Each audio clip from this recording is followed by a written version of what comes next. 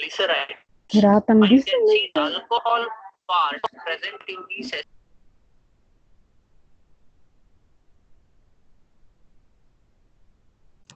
Hello ಕೇಳುದಿಲ್ಲ sir. Sir, we can't hear you, sir.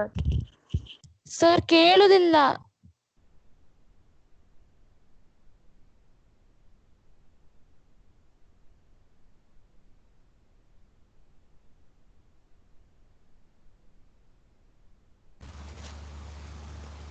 Hello, now? ಹಾ sir, no can hear. Now screen is shared, no? Screen is visible? Yes sir.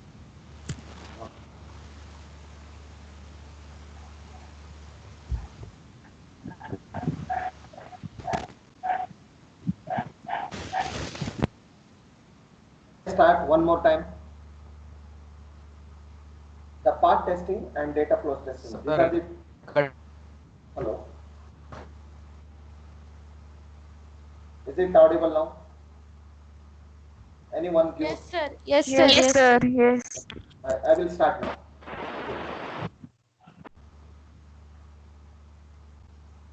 The third model, basically, so the topic is structural testing. Under the third model, we are going to learn the detailed description about the structural testing, how we will do the structural testing, and what are all the different techniques we are using under the structural testing. So basically, we are using the two testing technique under the structural testing. One is part testing, and second one is data flow testing. So under this part testing and data flow testing, so basic idea about the structural testing is the program code we are going to test under the structural testing. The structural testing, we are also calling it as a white box testing. The white box testing is nothing but just we are concentrating on the code or program, how the designer or developer has been written. That code we are going to test under the structural testing.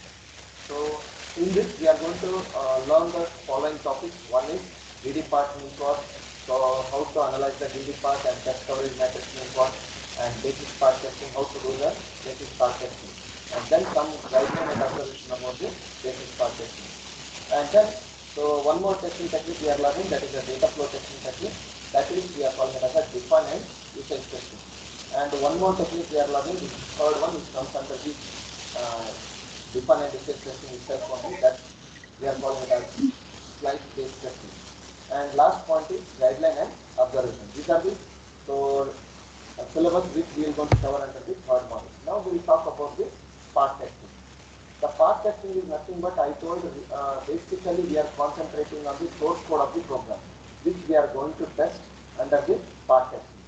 And here we are not testing the specification of the program.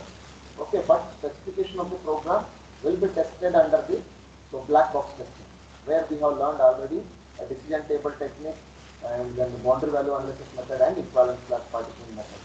So here under the part testing, we are testing the source code of the program. Then, so in this, so first we need a program, and then we will start to draw the program graph. That is the next point. So what we are learning, the definition of the program graph, or define a program graph. The program graph is a directed graph in which the nodes will act as a statement fragment. You can concentrate, the nodes will be acting as a statement fragment, and the edges will act as a flow of control. How the program will, execution will move, that is what we are calling as a flow of control. So let us consider, so there is a two nodes are there. So this is the node 1 and this is the node 2. Okay. So these two nodes are acts as a statement fragment, and there is will edge between the two nodes. This edge we are calling it as a flow of control. So let us consider this is the node I and this is the node J. Okay. So now the data is moving after execution of the node I. The output result or controller will move to the next node J. So after execution of this statement fragment, the controller or flow of control will move to the node J immediately. So that is what here we have explained. If I and J are the nodes in the program graph, an edge existed between the node I and node J, if the statement fragment corresponding to node J can be executed immediately after the statement fragment corresponds to a node I. This is the meaning of so node I and node j. So here each line of a code we are calling it as a statement, or you can also call it as statement fragment. For example, if you have a triangle problem, you have written triangle problem, each line we are calling it as a statement fragment or node. So after executing that line, the controller will move to the next line. So that line or that controller moving, we are calling it as an edge. After execution of line number 4, we will move to the line number 5.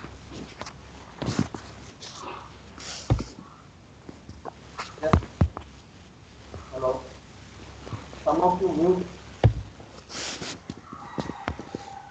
the mic button. Hello. Okay. Now you can see in this PPT, the program graph can be illustrated with this pseudocode implementation of the triangle problem. All of us know the triangle problem, how we are implemented by using the Fortran language. That program is there here. We have specified a line number for this program. You can go through it 1, 2, 3, 4 up to 23 lines. So where dim, A, B, C are the integer variables. So next we are going to check whether it is possible to form a triangle or not. So based on that, we will accept the 3 input parameter list and then we will going to cross-verify. Then enter the 3 integers which are sides of a triangle, then input ABC, and then we are going to display that value which we have inserted.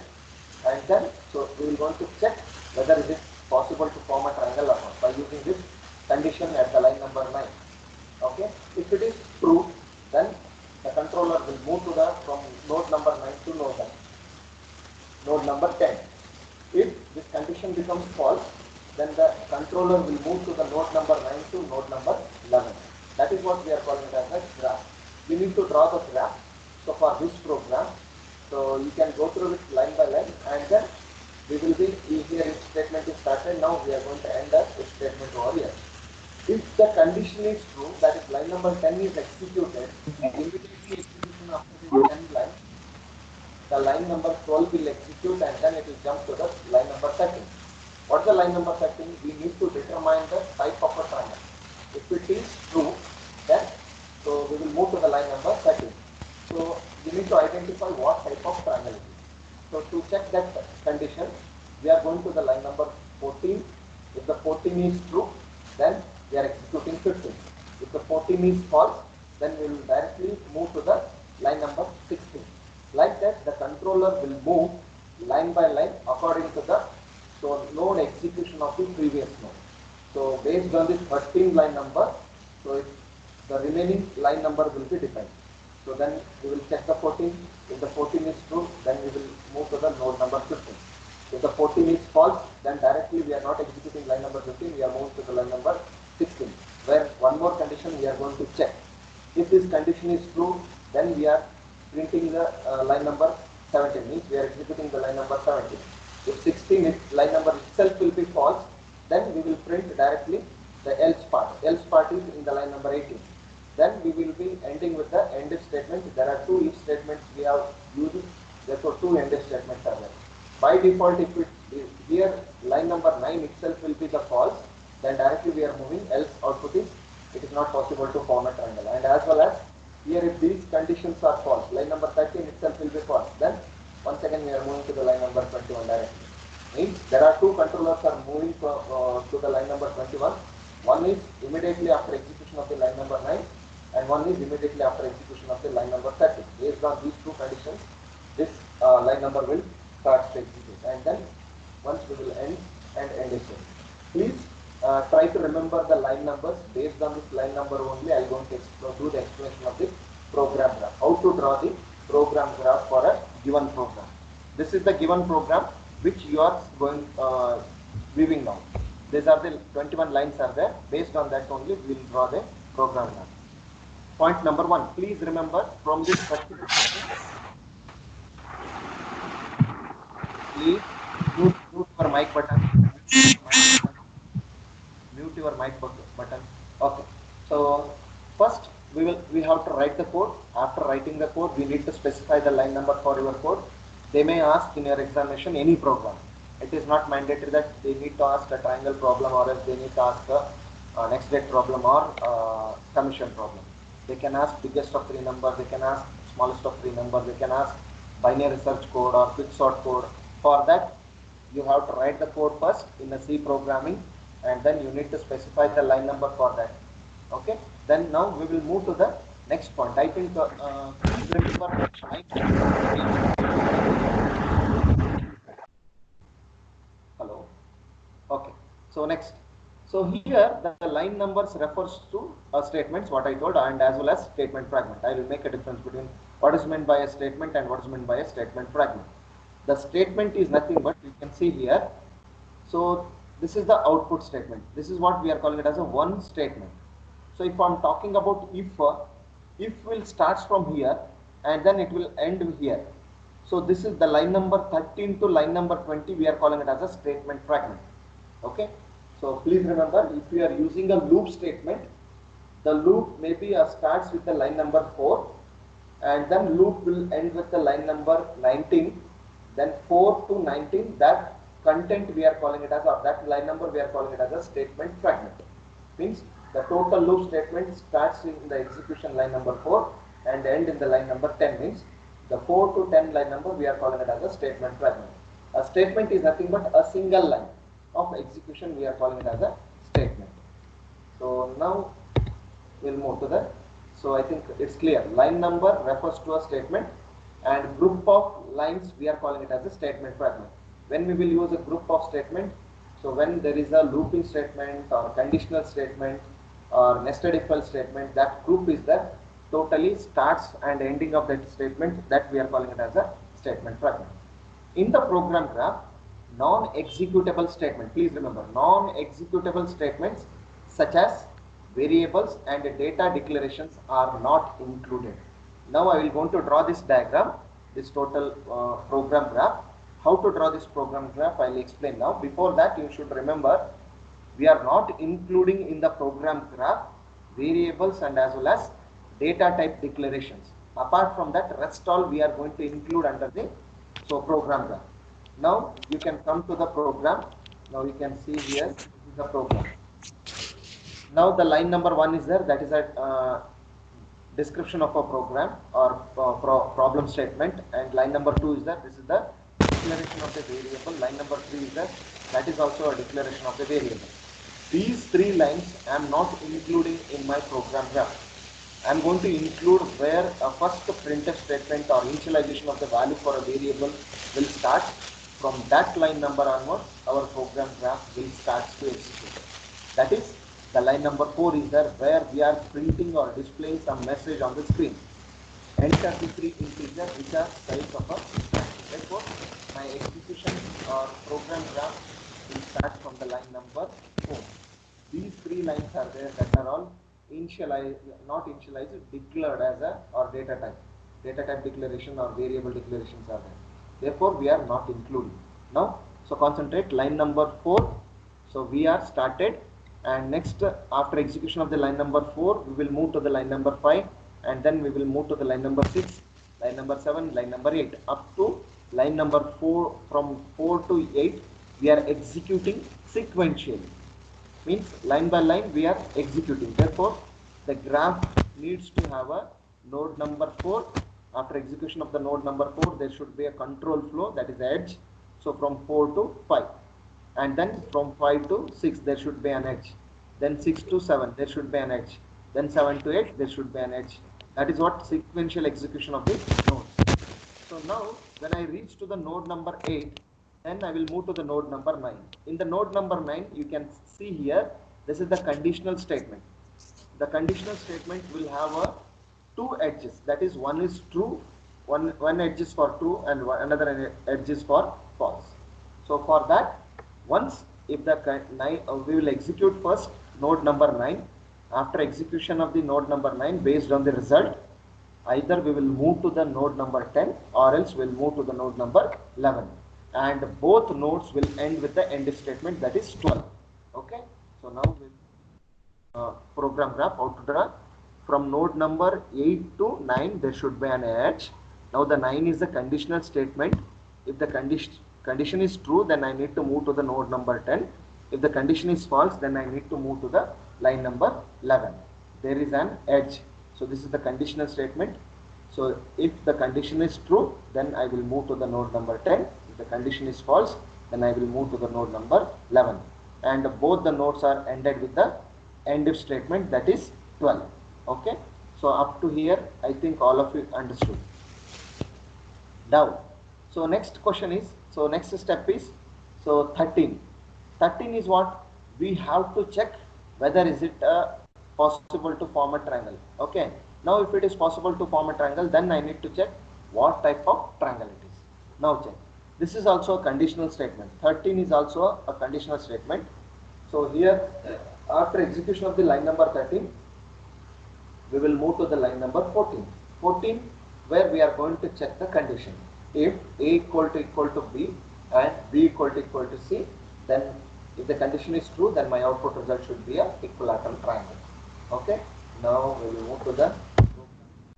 Now, after executing 12th line, I need to move to the line number 13. Then I need to execute the line number 13. Check the condition. If the condition is true or false, based on that I need to move. Now, if it is not possible to form a triangle, then so from the line number 13 I need to move to the, by printing it's not a triangle. 13 to 21 direct there should be an edge. Okay. If this condition is false, if this condition is true, then I need to move to the one more condition which is there inside the if statement, that is line number 14. So please remember, check the condition in the line number 13. It is possible to form a triangle, then go and execute line number 14. If this condition 13 line number itself will be false, then move directly to the line number 21 by printing a message. It is not a triangle, or else it is not possible to form a triangle. So you can see here there should be an edge from 13 to 21. If this 13 is itself will be a false. Else, if it is true, then move to the next statement. The next statement is 14. So 14, so itself will be the conditional statement.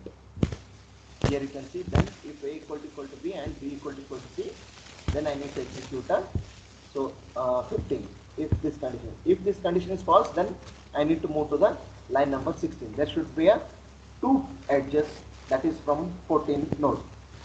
One is to 15 and one is to 16. So now you can see from the 14 there is an edge for 15 and there is one more edge is for 16.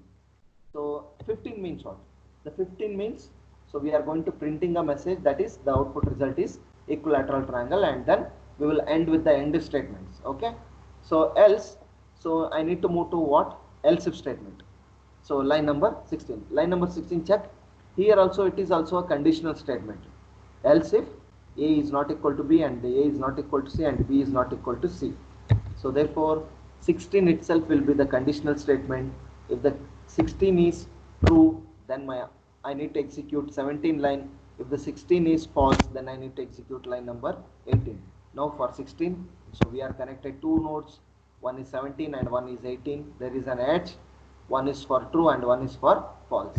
Both are ended with the end if statement. Therefore, here we are going to end with the end if statement. So that is end if statement is line number 19 and line number 20. Line number 19. So we are ending these two statements, and this if statement we are ending over here in the line number 20. That is after execution of a not a triangle, we need to move to the line number 20. We are ending all the end if statement. This is 20th is nothing but end if statement.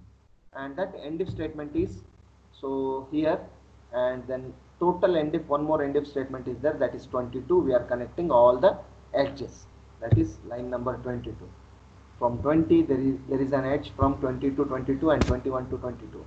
And then last we are ending with the last statement, that is end a triangle. That is, it is not executing, just we are included that. This is an edge where we are ending with the one more edge. Now, so this is how to draw a program graph.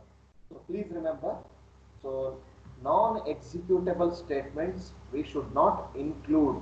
Please remember, non-executable statements are there. Those non-executable statements we should not include in your program graph, such as variables or else, and a type declaration or data type declaration for a variable. If variables are initialized with some value, then we have to include.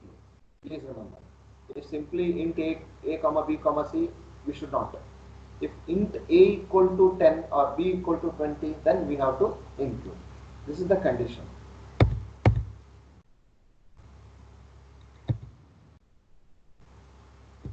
Now, I think is that clear with the program graph? How to draw the program graph? Okay, next I will. Sir, I am Neha here. I have a small doubt. Yes. Is there any a particular format how we have to put the No, nodes? no. Simply it looks good, no? You can draw any format, but there should be an edge from node to node, according Okay, to the sir. program. According to the program. Okay, sir. Thank you. Anybody having a doubt? Any of you have a doubt until?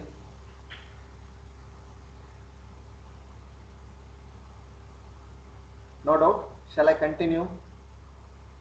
Yes, sir. You can continue, sir. Any one of you can. Thank you.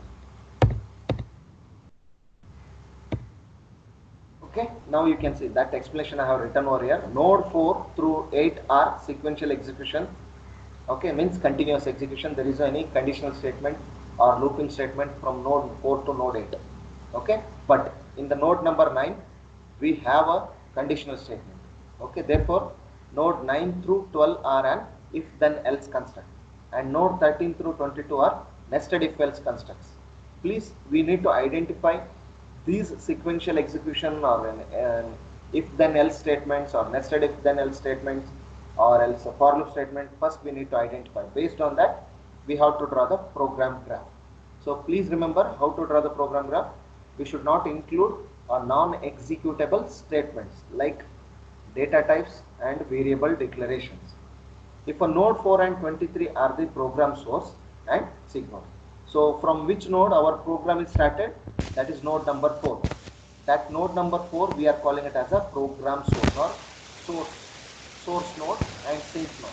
The source node is nothing but 4 is the source node where our execution started, and sync node is nothing but where we are ending. That node we are calling it as a sync node. These are the two nodes, so we should include in our program graph. Now you can see this program graph does not a circuit. If there is an edge from 23 to 4, then so we will call it as a circuit. Okay, there is no any edge between this. Okay, then it is not a circuit. Please remember, this is not a circuit. So here always a source node should have a out degree, only one out degree or two out degree, but sync node should have only in degrees. Sync node should have only in degree. Means, so the in degree for sync node is 0, out degree for sync node is 0, and in degree of the source node is 0. So in that format we need to draw our program graph. So please remember.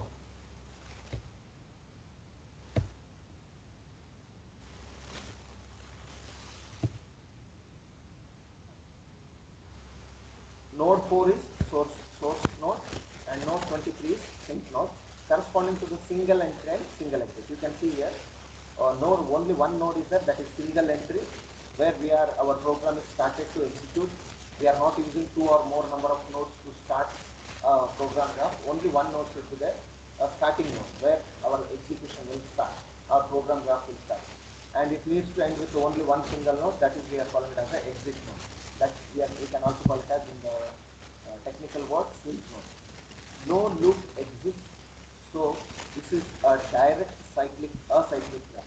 Means, so if I draw one line from the sync node to source node, that is node number 23 to node number 4, if there is an edge, then we will call it as a cyclic graph, directed cyclic graph. It is a acyclic graph. Why? Because there is no any loops are existed in that particular graph.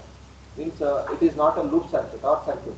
So therefore we are calling it as a directed acyclic graph. Okay, that is about your how to write the code and how to draw the program graph for a given code.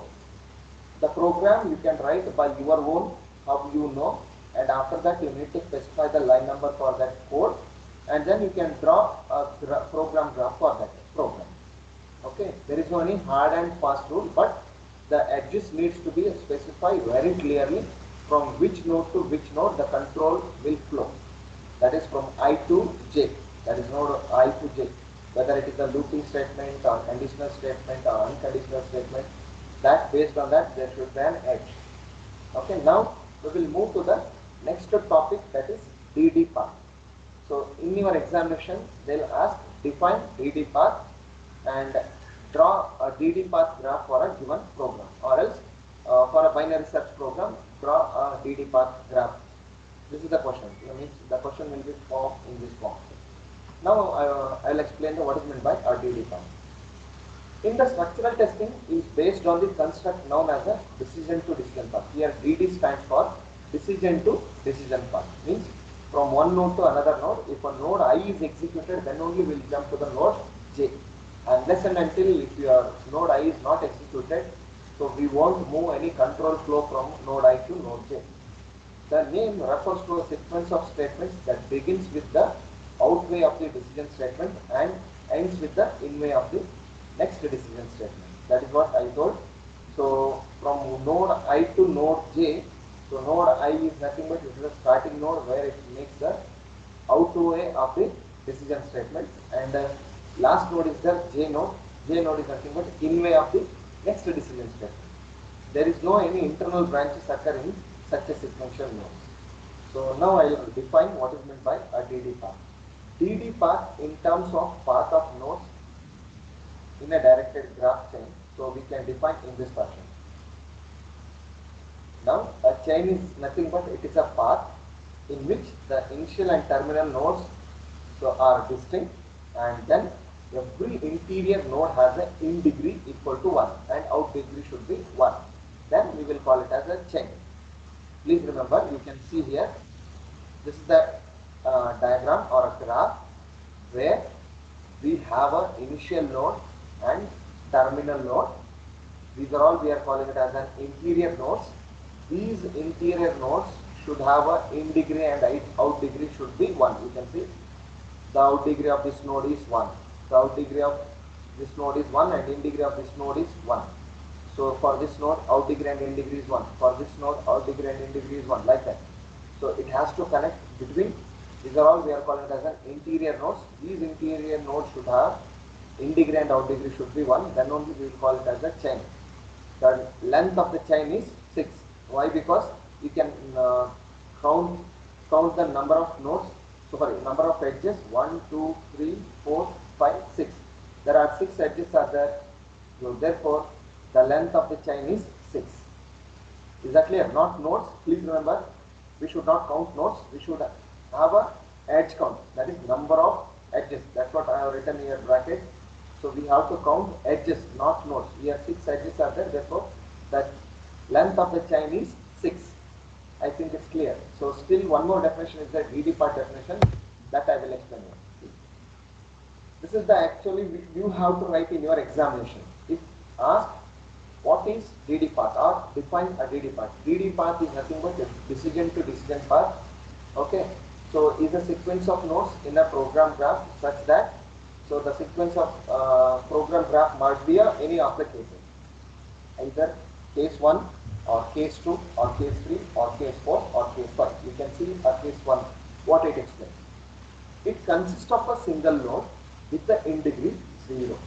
For example, I will tell you. So this is the node.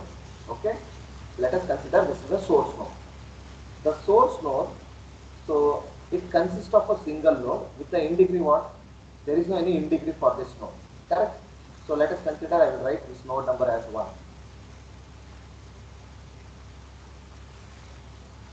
Okay, now we'll call it as node number 1. This node doesn't have an in degree, so therefore the in degree value is 0. This is also a DD path. Okay, we can also define, this is the one DD path. Case number 2, it consists of a single node with the out degree 0. Is there any out degree for this node? No. In degree is also 0, out degree is also 0. That is what a case number 2 will explain. Now case number 3, it consists of a single node with in degree greater than or equal to 2. For example, I will tell you. So this is the one edge Okay, this is one more edge we are having for this node. Okay, so now the in degree of this single node is what? Greater than or equal to 2, correct? Or out degree, either this condition may be satisfied, okay, or else out degree might be a 2 edges. This is one edge, this is one more edge. Now this is the out degree of this particular node is 2. Okay, this is what we will call it as a out degree. Okay, in degree and as well as out degree. So here in the case 3, the single node, it may have an in degree greater than or equal to 2 or out degree greater than or equal to either any one of this. Either in degree might be greater than or equal to 2 or out degree may be greater than or equal to 2. So this is what case number 3 which will explain. So this is also comes under the DD part. This node can also be included under the DD part. Case number 4. It consists of a single node with in degree equal to 1. So on one more edge, this is the node, so which will have a in degree 1. Okay. So this is the case number 4. If the graph is in this format, then also we can define DD path. It consists of a single node with the in degree 1 and out degree is also 1. So this is case number 4 where it satisfies the 4. That is in degree equal to 1 and out degree equal to 1 of this particular node. And last case, case number 5. It is maximal of chain of length greater than or equal to 1. Now what is the chain? The number of edges. The number of edges, correct? The length of the chain can be identified by using the number of edges. So according to this condition, either node may have a in degree 0 or out degree 0, or else last case, that is, it may have a maximum chain of length greater than or equal to 1. That is also included under the DD part definition. Therefore, whenever you are writing the definition for the DD part table, you have to write all these cases, that is all the 5 cases. Then only it will be a correct for your definition. Okay. So now we move to the next one. I think it's clear. DD part here. What is first case? In degree might be 0. Second case, out degree might be 0. Third case, in degree and out degree might be greater than or equal to 2. Fourth case, in degree might be a 1 or out degree might be a 1 for a single node. And last case is the chain might be a greater than or equal to, and might be a greater than or equal to 1. This is the definition of the graph. Now we will draw the DD part table. Now concentrate. I will tell you the steps. Step 1, we have written the code. Step 2, we have assigned the line number for that code. Step 3, we have drawn the program graph. Clear? These are the 3 steps which you need to follow before moving to the DD path graph. Next, I will move how to write the DD path table and then DD path graph. These are the 2 concepts. Next, we will going to learn in the next slide. Students, any doubt? No, sir. No doubt? Is that clear? Yes, sir. Yes, sir. It's clear, sir. Yeah. So now, now we will move to the next slide. Case 1 and case 2 we are combining together. Case 3, case 4 we have written separate, and case 5 written separate. The same thing. So establish a unique source and sink node of a program graph of a structured program, which we are calling it as the initial node and as well as final DD path. Just I will go through with the next slide. You can see this is what we are calling it as a DD path table. Please remember, we are calling this it as a DD path table. Now, so you can see the first column is program graph nodes, second column is DD path name, and the third one is case of definition. So this node comes under which case that we have mentioned earlier. Okay. So for your examination point of view, this is not required. Last column is not required. Only these 2 columns are enough. Okay. That is program graph node and DD path node. These 2 columns are mandatory. Now, so our code starts in the line number 4, correct? This is what we are replacing with the name first. Now we are writing the DD path table, means we are renaming. Just DD path table is nothing but we are renaming and we are condensing the graph. Means we are minimizing the graph by using the DD path definition. How we are condensing? Just go through it.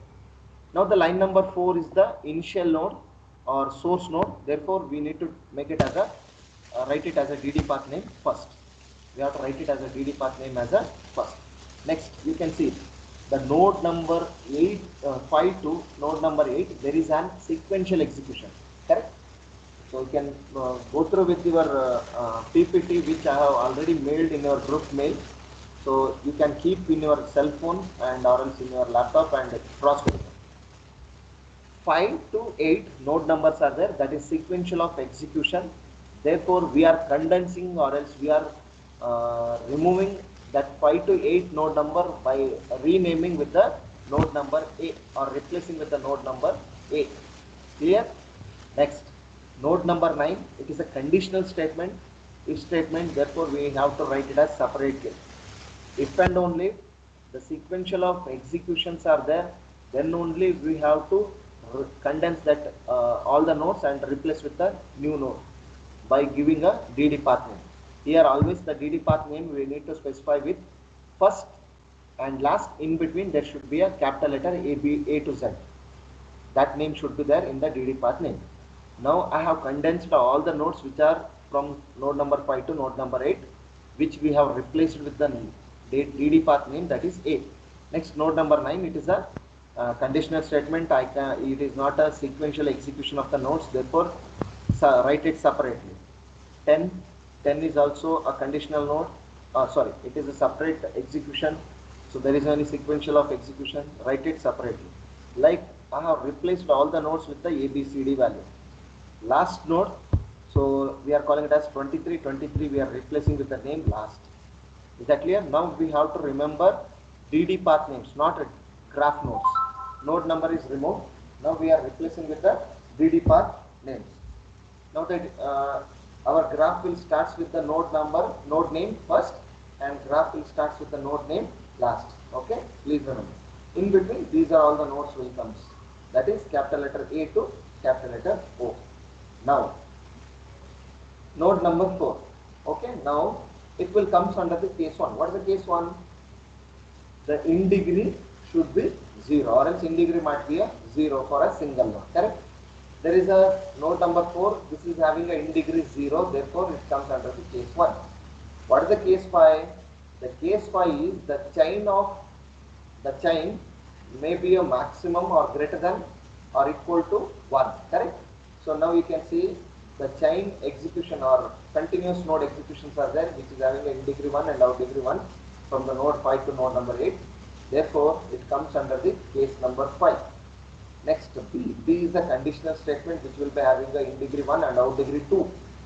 Correct? Therefore, we can call it as the case number 3. Like that, we have specified based on the node which comes under which case, that we have specified over here. Okay? Please remember how to, it is not mandatory, it won't ask. Okay? But according to our DD path definition, just they are mentioned. Okay? So next, we will move to the DD path graph. Okay? Now, this is what they have explained. I don't want this slide. I'll move to the next slide. How to draw the DD path graph. I'll repeat the steps. What we have learned. Point number 1, we have written a code. For that code, we have specified the line number, and after that, we have drawn the program graph. After drawing the program graph, we need to draw the DD path table. How to draw the DD path table? Just replace all the node numbers with the first and last node in between capital letter A to Z. Wherever the sequential nodes of executions are there, condense and make it as a single node. This is what we have replaced from the DD path table. Next, I need to draw DD path graph.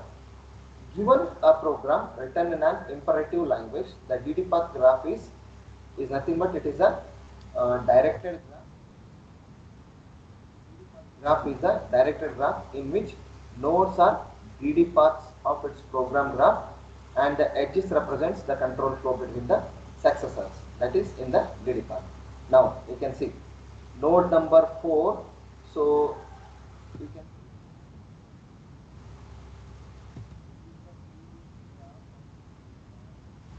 node number 4 is now first. 5 to 8 we have condensed, we have replaced with the name A, correct? Okay. Now node number 9 is acts as a B, node number 10 C, node number 11 E. Just we have to replace with those that names. Clear?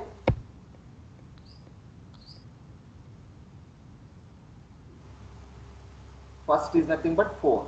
A is nothing but 5 to 8. So next to 9, node number 9 is nothing but B. Node number 10 is C. Node number 11 is D. 13 is E. Next 14 is F.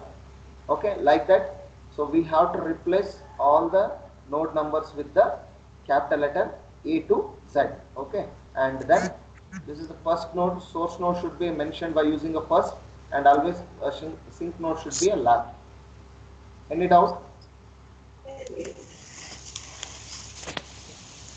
No, Any sir. doubt?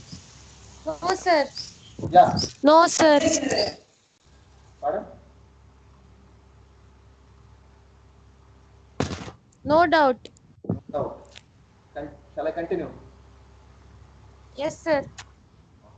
Now we have replaced with the names. Okay. Now it becomes a DD path graph. Clear? Next. So after drawing this DD path graph, we have to mention the edge names. Now let us consider from this is the edge 1, edge 2, 3, 4, 5, 6, 7, 8, 9, 10, 11, 12, 13, 14, 15, 16, 17, 18, 19, 20. So how many edges are there? 20 edges are there. How many number of nodes are there from first to last? Just we need to write it. Okay. So here we are having a 20 edges and the number of nodes count. 1, 2, 3, 4, 5, 6, 7, 8, 9, 10, 11, 12, 13, 14, 15, 16, 17. 17 nodes are there, 20 edges are there. So 17 nodes and 20 edges we have to have a count. So after that, so those values we are going to use to calculate the independent paths.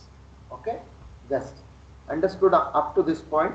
So write the code, specify the line number, draw the program graph, draw the DD part table, then after DD part table replace those program graph to DD part graph. After converting this DD part graph, you will going to get this DD part graph. Once you get this DD part graph, then we have to move to the next step. Next step is nothing but, so we need to go to the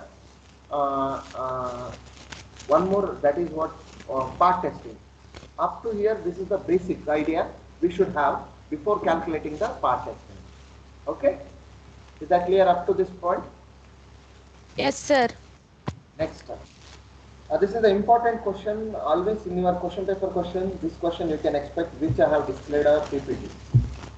So either they may ask a question, explain test coverage matrix, or write a short note on E.F. Miller's test coverage matrix. Okay, please remember this question.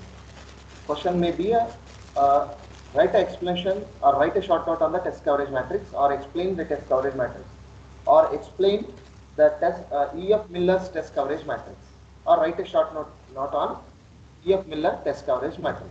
This is what. So what is meant by a coverage matrix? First I'll explain what is meant by a test coverage matrix. The test coverage matrix is nothing but test coverage matrix are a device. Okay, it is a device which will going to measure the extent to which a set of test cases will going to cover. For example, now I have written a code.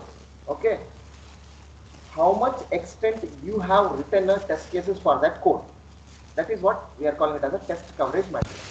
Or for from the Venn diagram, we come to know that specification behavior, program behavior, and test case behavior. Correct? So if a specification behavior has been given by the end user, the program behavior has been written by the programmer. Now I need to test. While testing, I have covered some amount of the Venn diagram. Then the remaining part, left it out. Whether you covered 60% of the program or else are you tested as 60% of your code, or else 70% of the code, or 90% of the code. That is what, how much percentage you cover. That is a meaning of the test coverage matrix. It is a device which will going to measure, so which are all the test cases you covered under a to test that given program. That is the meaning of test coverage matrix. Okay, here this is the table which is going to give the test case matrix based on what factor or distribution matrix we are going to do the analysis of the test coverage. So this is the symbol which we are using for to identify the or to measure the program C naught. C naught indicates that so you are tested every statement in the given program. Means each and every statement you are tested. Then that will be represented by using the C naught symbol. C1 indicates that every DD path, predicate outcome. I will tell you what means the DD path. For example, so let us consider a node number 5 in the program. The node number 5 is a conditional statement. That conditional statement will have a two parts. One is if the condition is true, and the second one is if the condition is false. Then both the conditions will end with the last statement. Okay. So that is in the let us consider line number 5 is the condition where it starts. Then line number 6, if the condition is true, will execute, and if the line number 7, if the condition is false. 5 is the conditional statement. Based on this condition, if the condition is true, then 6 will execute. If the condition is false, then the condition or node 7 will execute. Now I'll show you. Now you can see here, this is the node. So let us consider this is the node number 1. Okay, now I will move to node number 2. Okay, now this is the node number 3. Now there is the arrow mark, so which indicates the control flow. Now this is the node. It is the if statement node. Okay, this is if condition statement. So now this condition is true, then my code will execute. Next code will be line number 2 will execute. If the condition is false, then node 3 will execute. Okay. Now this is true, then this line will execute. This is false, then this line will execute. Now after executing the line number 2, I will end with the line number 4. That is node number 4. Okay, this is the node number 4.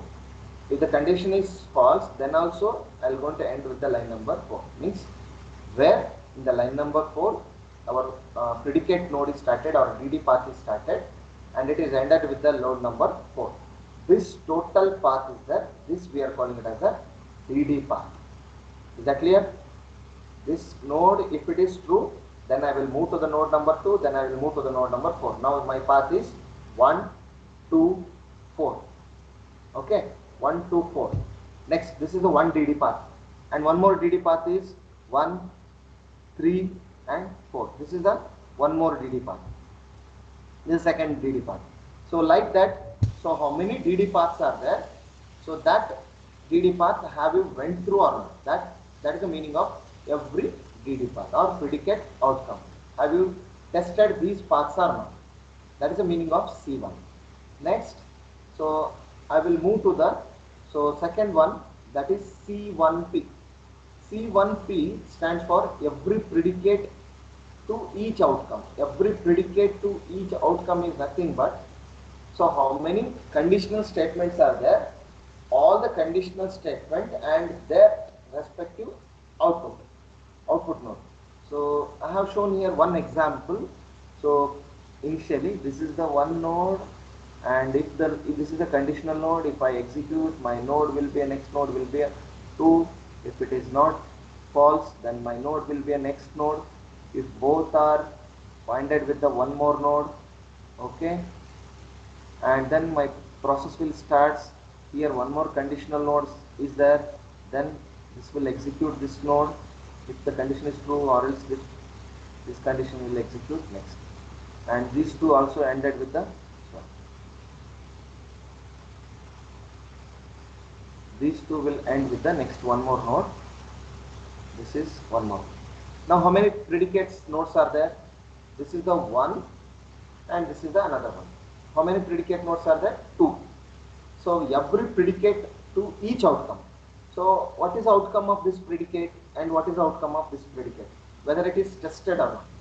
That is the meaning of 1C1T. Okay, next C2. C2 stands for C1 coverage, that is every DD path plus loop coverage. How many looping statements are there in this? Those many looping statements are covered or not. That will give the combination of loop statement plus all the statements are executed and we have tested or not. That is the meaning of C2. CD. CD stands for C1 coverage plus every dependent pair of a DD path.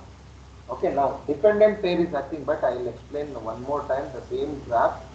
1, 2, 3, 4. Okay, this is one more condition. So here and here and here. Okay. There should be an arrow mark. Here it is one more.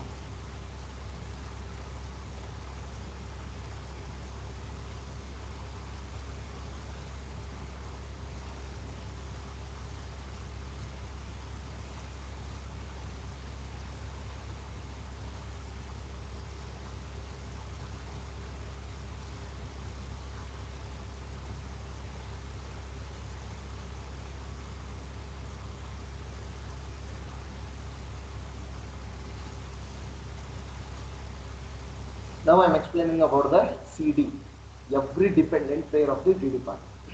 Now, if node 1 is false, then I will execute node number 3. If node number 3 will execute, by default I have to execute node number 7.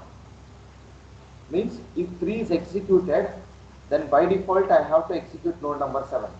This is what we are calling it as a dependent pair DD path. So now first path is 1, 3, 4, correct? So this is one path. Based on this path is dependent. That is 5, 7, 8 is dependent on this path. That is what we are calling it as a every dependent pair of DD path. Clear? So that is the meaning of every dependent pair of the DD path. So next MCC, multiple condition coverage. Multiple condition coverage means if n condition within a condition within a condition is there, then we will call it as a multiple condition coverage. How many conditions are there?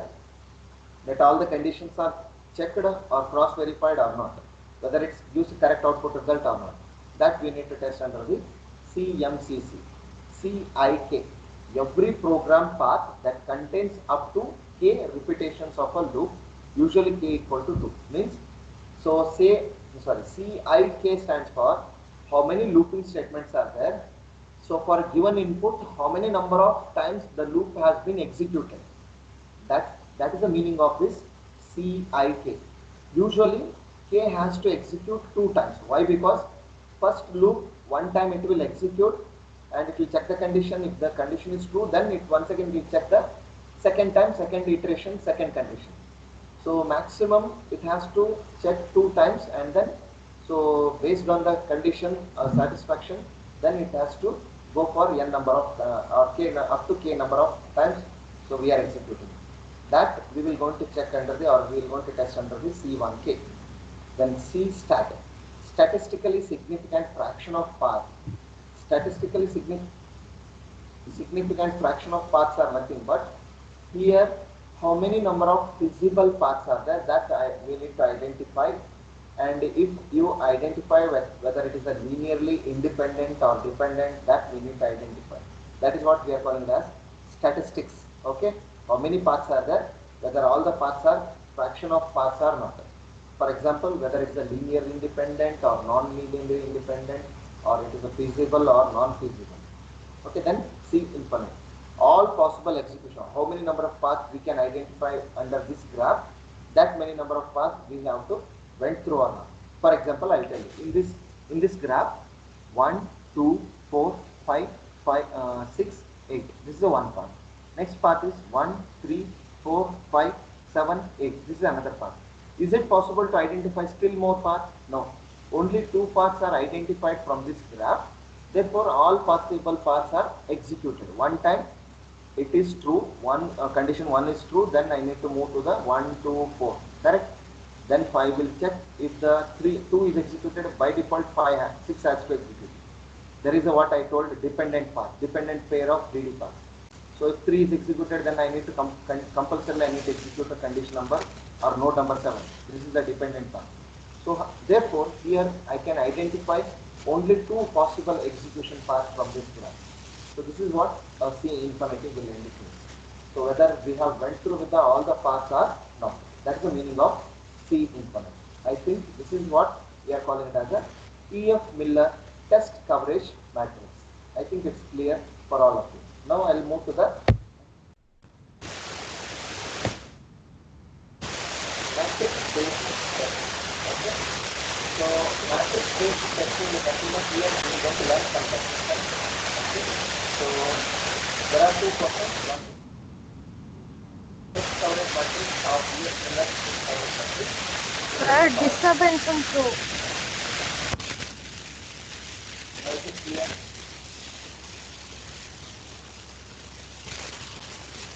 Is it audible now? No, sir, disturbance undo. Now? No, sir, it's not audible. Not audible? There is a bit of disturbance. Yeah, sir, disturbance is there. 1 minute, I will change my headphone.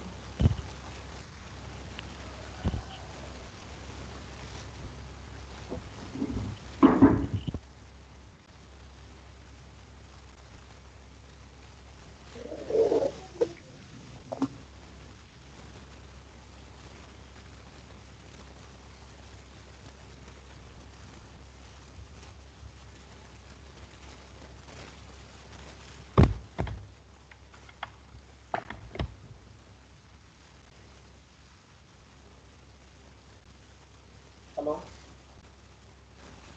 Hello? Is it audible now? Clear? Yes, sir, it's audible. Okay. Yes, sir. Any doubt until this point? Any doubt?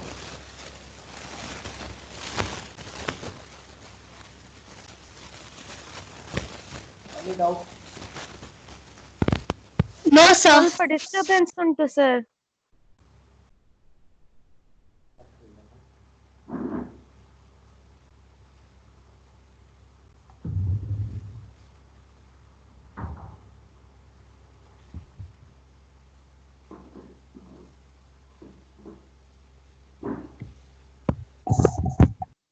Now, is it audible?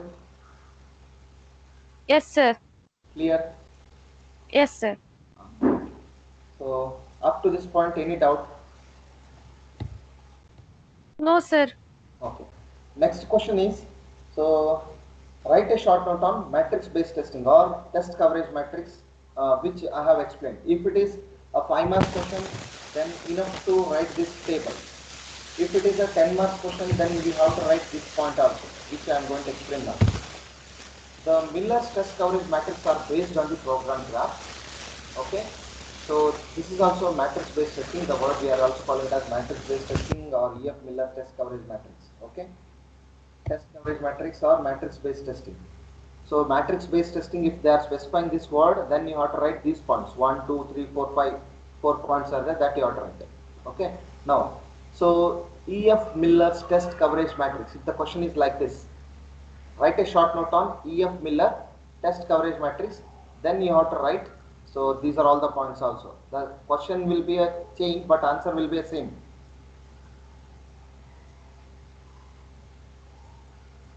Okay. So now, point number 1. E.F. Miller's test coverage matrix are based on the program graph, in which nodes are full statements, whereas the formulation allows the statement fragments to be nodes. Okay. Now here we are applying the statement fragment for a nodes. Means here we are applying some formula. Based on that formula, we will try to do the analysis of the linearly independent path. We will try to identify the linearly independent path from the given graph. Okay. Now, statement means what and predicate statement means what, or predicate testing means what. That is the meaning. First point, in the VF Miller test coverage matrix, we are learning what is meant by statement and what is meant by predicate testing. The formulation allows the statement fragment to be individual nodes. The statement and predicate levels C0 and C1 collapse into one consideration. Okay, so this is the what statement and predicate testing. Example I will tell you. In a triangle problem, you can see the node number 9, 10, 11 and 12 are a complete if then else statements, correct? These statements we are calling it as a predicate testing statements. Okay, or else we are also calling it as predicate nodes. So these nodes we have to test it properly. That is the meaning of the statement and predicate testing. Statements are nothing but 10 is a statement, 11 is a statement, 12 is a statement. But what type of statement together? These are all predicate testing statements.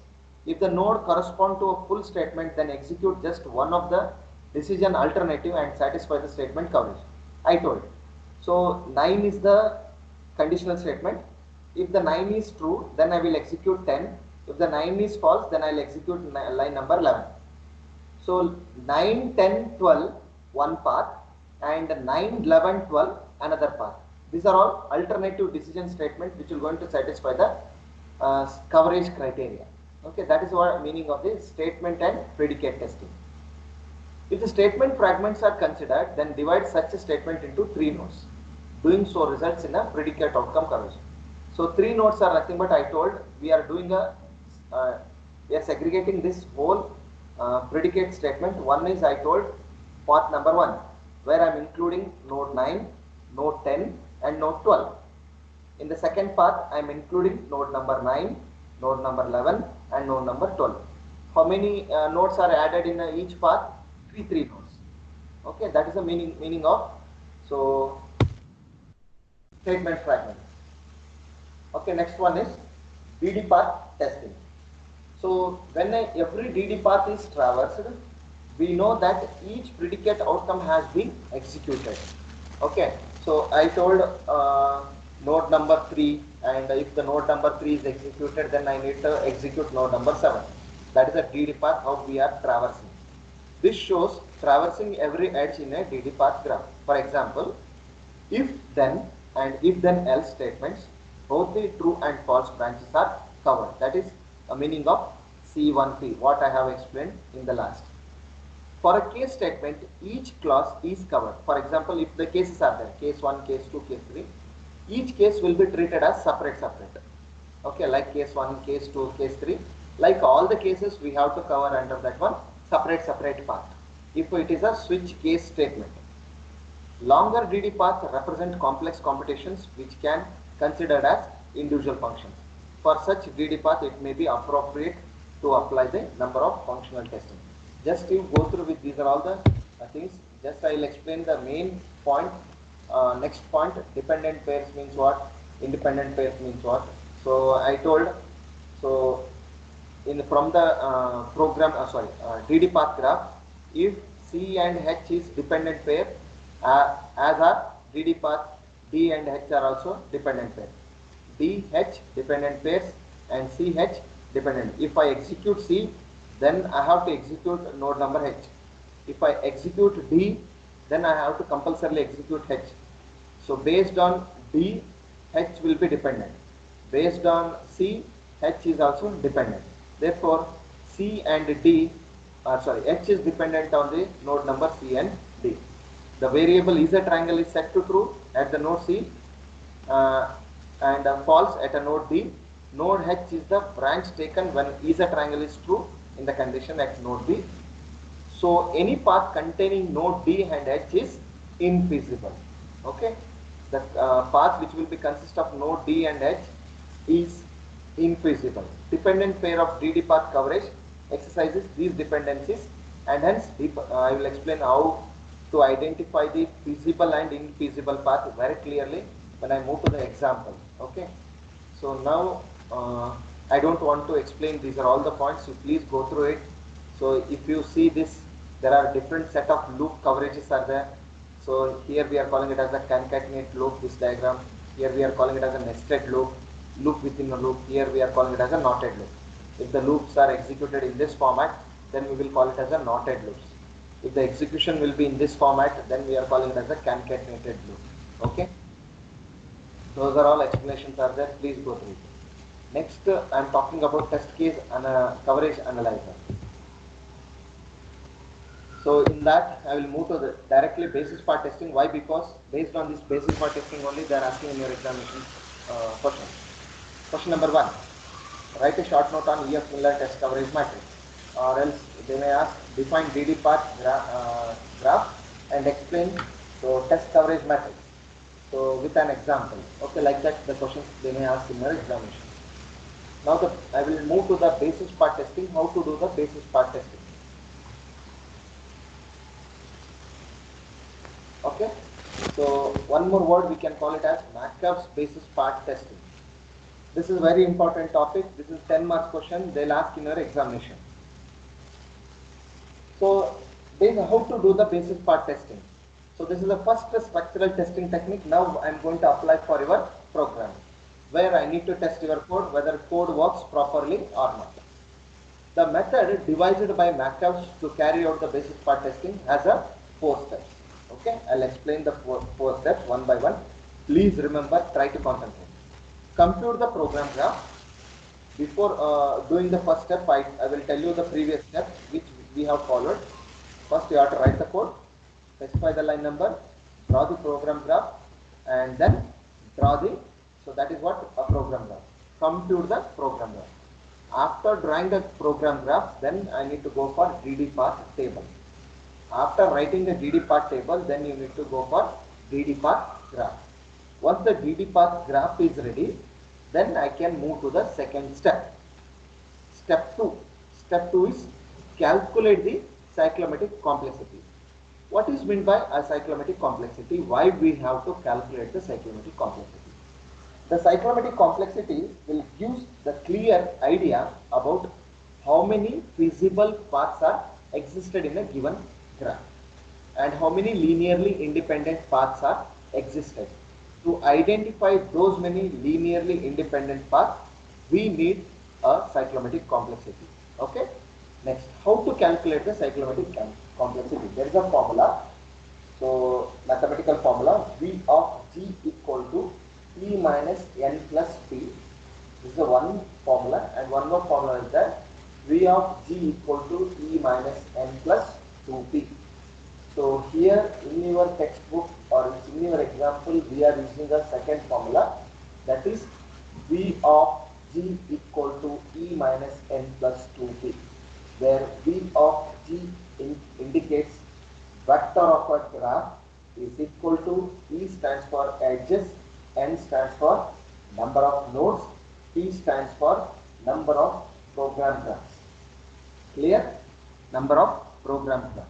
That is the formula to calculate the cyclomatic complexity. Next, based on that value, we have to identify the basis set of paths from that graph, and then we have to write the test cases for that path.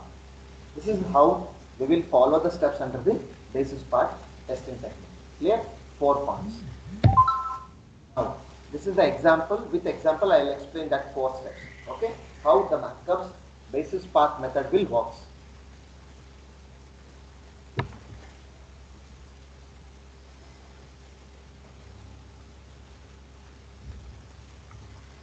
Point number 1, step 1. So let us consider this is the graph. This graph has been drawn based on the program and as well as based on the program graph, and then DD path table. After that DD path table, we have converted this into a DD path graph. Now we are having a DD path graph in front of you. So to begin, we need a program graph from which we constructed this basis paths. Okay. So figure 4 is the figure is a directed graph, which is the program graph or the DD path graph, or one more word we can call it as this is the DD path graph of some program. We don't know which program, just they have given example. So of some program, this is the graph. We are having a DD path graph. So now for this DD path graph, we need to follow the 4 steps. Okay. The program does have a single entry and single exit. You can see here A is the single entry and G is the single exit, correct? Now this is the DD path graph. Yes or no? According to our definition, the source node and sink node, the source node in degree should be 0 and sink node out degree should be 0. So case 1 and case 2 is satisfied, interior nodes are there that are all satisfying case 3 and case 4, and as well as case 5 also. So with respect to that, this is satisfying our conditions of the DD path graph, definition of DD path graph. Now this is the DD path graph is ready. Now I need to move to the second step. For this DD path graph, now I have to calculate the cyclomatic complexity. So I need to check whether it is a strongly connected graph or not. Okay, to make a strongly connected graph, we can create a strongly connected graph by adding an edge from every sink node to every source node. Now you can see here, there is an edge from here to here, which if I connected this edge, then this becomes a circuit. Then total this graph will becomes a circuit, correct? So therefore, now it becomes a strongly connected graph. So from the normal graph, now it is a strongly connected graph. Previous one is not a strongly connected graph. So it's not required. Okay, please, previous graph only remember, don't give any edge from the here to here, don't make it as a cycle. So now I'll move to the step 2. In the step 2, in a graph theory, the cyclomatic complexity is defined for strongly connected graph. You have learnt a GTC in the GTC, so you have calculated the cyclomatic complexity for a strongly connected graph. So based on that, they are explaining here is the number of linearly independent circuits. How many linearly independent circuits are there in the graph? Based on that, so they are going to identify the linear independent path in this circuit. A circuit is similar to a chain, no internal loops or decision circuits, but the initial node is the terminal node itself. A circuit is a set of 3 connected nodes. I don't want just, so I'll move to the next one. What I need, second step, for that given DD path graph, I have to calculate the cyclomatic complexity. How to calculate? This is the formula to calculate the cyclomatic complexity. One is, so V of G equal to E minus N plus T, where one more formula is there, V of G equal to E minus N plus 2T. For us, for your syllabus, we are using this formula.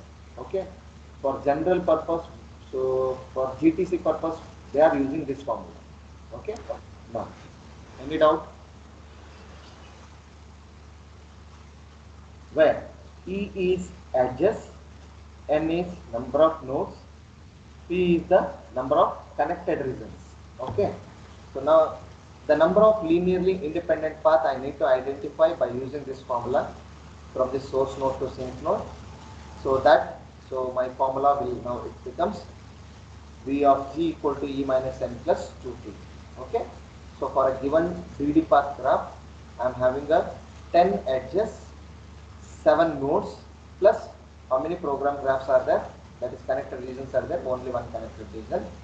2 into 1, so I am going to get the value 5.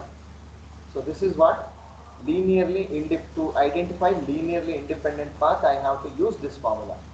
Okay. So for the number of linearly independent circuit, if you want, then your formula will be this one. For a strongly connected graph, we will apply this. Okay. For a strongly connected graph. So now this is a strongly connected graph.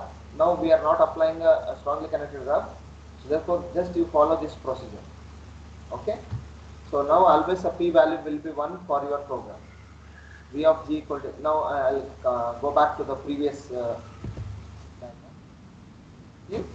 How many number of nodes are there? 1, 2, 3, 4, 5, 6, 7. Correct? 7 nodes are there. How many edges are there? 1, 2, 3, 4, 5, 6, 7, 8, 9, 10. Is that clear? 10 edges are there and 7 nodes are there. Therefore, n equal to 10 and so edge equal to 10 and nodes equal to 7. Okay.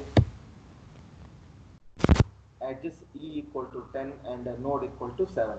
Then 2 of 1. 1 is program graph. How many program graph is there? 1. Therefore, this is value is 1. Now do it, and I'm going to get a 5 is my answer. Okay. Now these many linearly independent paths are existed in my DD path graph. Okay.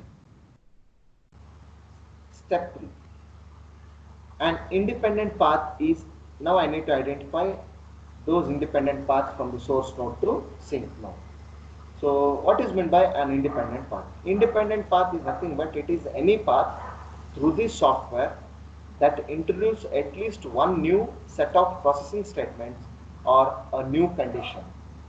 So if and only if we will call it as linearly independent path, it has to process at least one new set of processing statements or at least one new condition. There should be a condition which needs to be feasible, that it has to do some valid output result. Then only we will call it as it is a linearly independent path. Okay? Else we won't call it as a linearly independent path. That path is invalid path. Now MACAP's baseline method. To determine a set of basis path, so these are all I don't want. I will move to the next one. You go through it from the paper. Now how to identify linearly independent path which we have got a value 5 from the cyclomatic complexity. Now this is the path 1, path 2, path 3, path 4 and path 5. My first path is A, B, C, G. Okay, where A and G are first source node and sink node. Always a path should start with source node and it should end with the sink node. You can see here all the 5 paths, source node and sink nodes are there. Okay, so these are all 5 paths are. So what I told, processing new set of processing statements are there, and as well as or else new conditions are there. Based on that, we have identified these 5 paths. Okay. If you want, you can write down the path P1 A B C G, P2 A B C B C G. Okay, first path. I will explain the first path. So with respect to the diagram, first path A B C G. A B C G. This is the first path. Always a first path is linearly independent and its processing. Okay, this is the first path which I have identified it as a linearly independent path. Okay, next path is then A B C C G. A B C B C G. This is the second path which one more condition is applied. This is the next condition which I am executing. Therefore, this is also becomes a feasible path or linearly independent path. Clear? Now this path, first path, this is the first path. Second path is A, B, C, D, C, D, G. This is the second path. Next, I need to move to the third path. What is the third path here? A, B, E, F, G. A, B, E, F, G. This is the next path. This is also a linearly independent path. I have occurred or else identified from the given 3D path graph. Okay.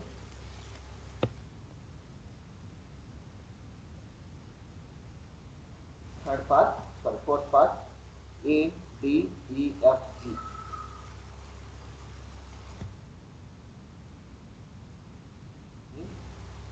B, E, F, G. Okay, this is the next part. And last part is A, B, F, G. This is the last part which we have independent path. These paths looks like a vector space by defining a notations of addition and scalar multiplication. Path addition is a one path followed by another path, and the multiplication corresponds to a repetition of the path. Then we will call it as multiplication. Okay, in according to the vector. The path A, B, C, D, E, F, G is the combination of P2 plus P3 minus P1. When I will do this, then I am going to get this one more path. Okay, the path A, B, C, D, C, B, CG is the linear combination. When I do a multiplication and subtraction, then I will going to generate this path. It's not required. Just you follow these 5 paths. This is very important paths to identify. Next step, last step. Now, path and edge traversal table you need to draw. How to draw a path and edge traversal table? Why we need to draw? So here we have to identify the path P1 is independent of all these paths by default, but P2, P5, which is a linearly independent path, exact linearly independent path, that I have to identify. So to identify that one, you can see there is a path which we have written, which are all we have identified here, path or edge traversal. Then all the nodes you have to write, all the edges you have to write, which you specified 1, 2, 3, 4, 5, 6, 7, 8, 9, 10. Okay, these are the edge numbers. Now A to B there is an edge, correct? A to B. A to B, if there is an edge, A to B. Now we can check this path P1. A to B, if there is an edge, then you need to make it as, enter it as a 1. Then is there any path between B to C? Check. Okay. So what is the node number? That you need to identify. You can please remember here they have mentioned edge numbers. You can see here A to B, what is the edge number? 1. A to D edge number is 2. B to C edge number is 4. C to B edge number is 3. C to G edge number is 9.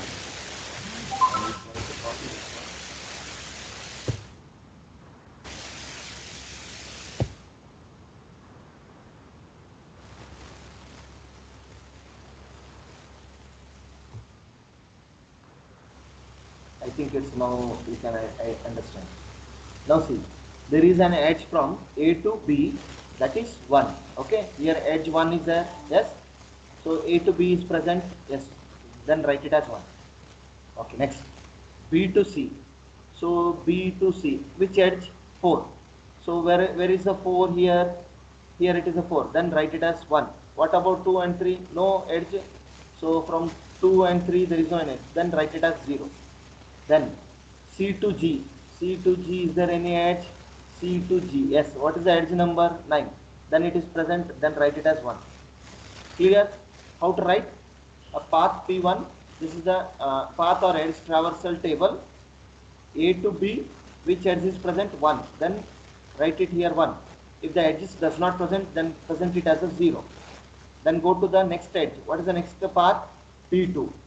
So what then now start to do the providing the values for those paths. A to B, which edge is present? A to B, 1 is present, then write it as here 1. B to C, what is the edge number? B to C? 4. 4 is present, then write it here 1 first. Write it here 1 first. Then C to B, what is the C to B? C to B, there is a edge, correct? What is the edge number? 3. So then you write it as here 1. Okay. Then so once again B to C. B to C. What is the edge number? 4. Already we have written 1 here plus 1. Therefore, how many edges are there? 2. Then you can replace it the value with the 2. Then C to G. C to G. What is the edge number? 9. Then present 9, it's 1. And the remaining edges are 0. Is that clear?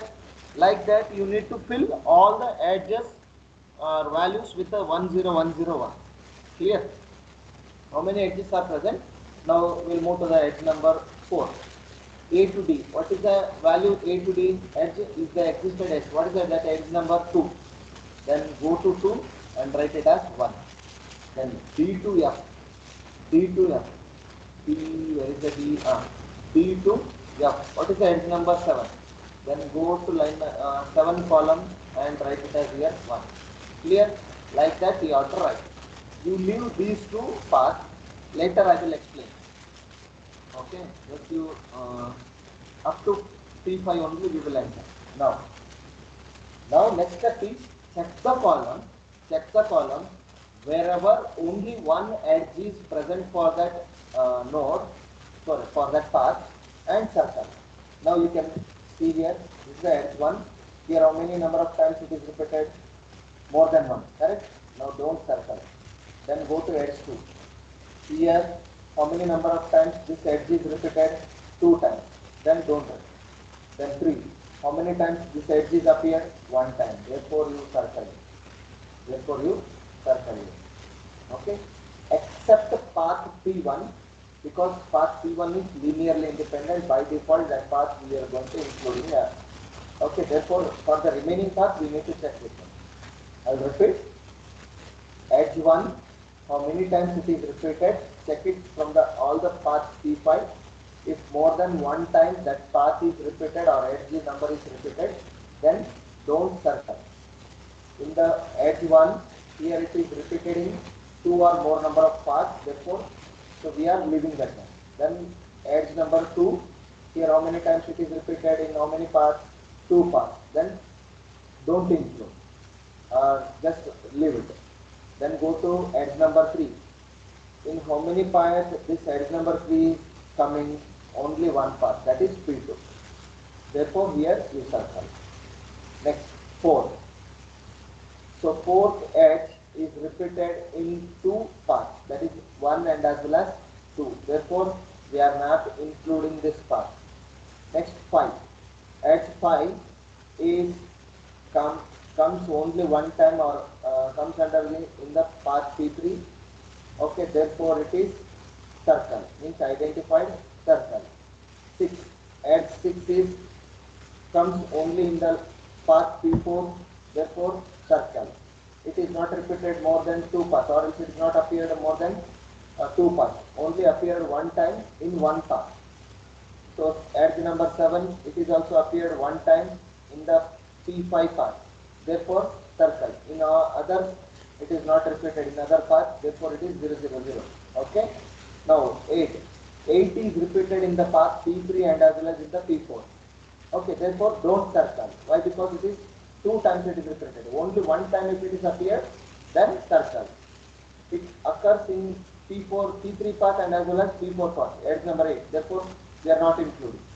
Edge number 9. Edge number 9, it is also repeated in 2 paths. Therefore, we are not including. Next, edge number 10. Edge number 10 is repeated in 3 paths. Therefore, we are not including. Only which are all the edges are occurred only one time. Edge number 5, edge number 6, edge number 7 and edge number 3. These edges are occurred only 1 time in one path. Okay. Therefore, these paths which are you identified means 1, that is edge 3 with respect to corresponding path P2. So next 5, edge number 5, 1 time repeated, which path? P3. 6 edge where it is occurred 1 time in the path P4. This is P4. Then 7, it occurred only 1 time in which edge, in which path? P5. That is this. So now, apart from the P1, P2, P3, P4, P5, which we have identified paths, those are all linearly independent paths.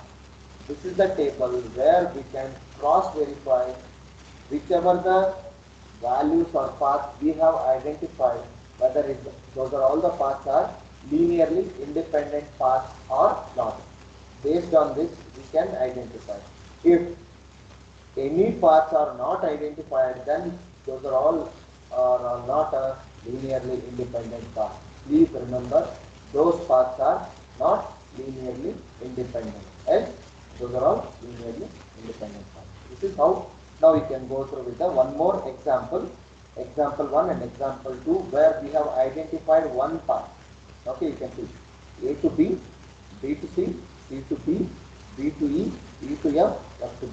Now we move A to B, B to C, C to B, B to E, E to F, F to G.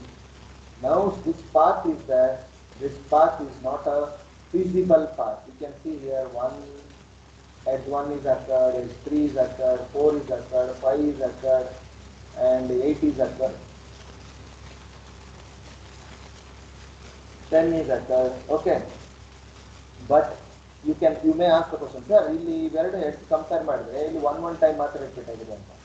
But whenever you can go up is nothing but P3, and ex1 here 2 times it is repeated. Okay. Next here 1 time t5. Okay. And here 1 time, here more number of times, here also more number of times. Here it is not identified. Leave it. Here more number of times. Therefore you can see here.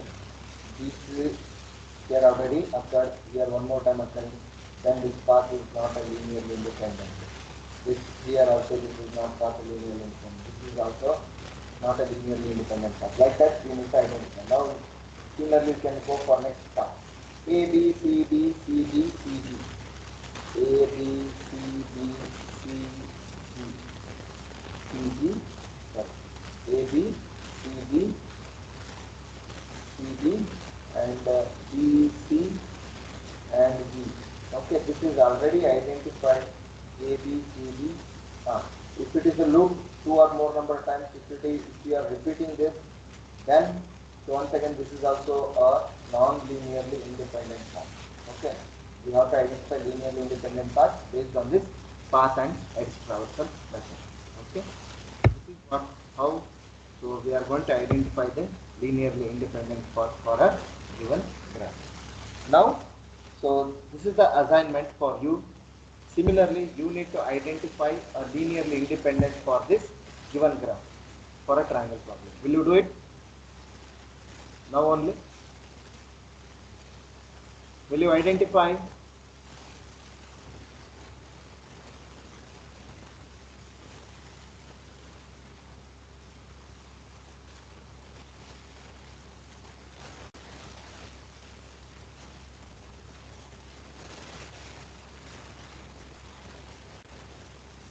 Hello? Yes, sir. This is the graph which I have displayed. Yes, sir. For this graph, you have to calculate the cyclomatic complexity, and then so you draw the identify the path, linearly independent path, and then edge path traversal table you draw. Okay, sir. Will you do it and submit to me now only? I'll give 10 minutes time. Take a break. Means break is nothing but do it. I will Yeah. mute until. I will mute until.